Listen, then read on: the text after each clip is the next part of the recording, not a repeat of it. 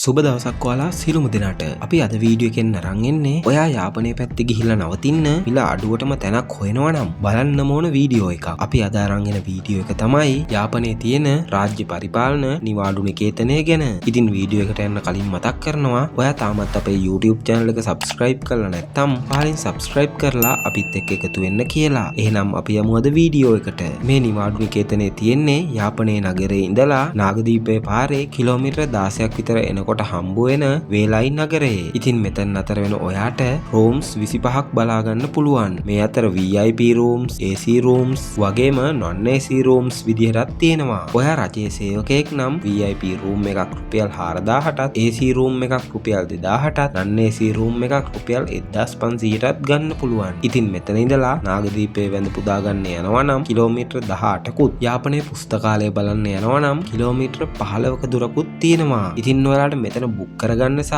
වැඩි විස්තර දැනගන්න අවශ්‍ය දුරකථන අංක අපි වීඩියෝ එකේ සහ ඩිස්ක්‍රිප්ෂන් එකේ දාලා තියෙනවා. ඉතින් එහෙනම් අදට මේ වීඩියෝ එක අපි අවසන් කරනවා. මේ වගේ ලංකාවේ මිල අඩුම සහ හොඳම හොටෙල් ගැන වීඩියෝ එකක් අරගෙන නැවත හමු වෙන බලාපොරොත්තු වෙන්න. අපේ වීඩියෝ එකත් එක්ක එකතු වුණාට ඔබට බෙහෙවින්ම ස්තුතියි.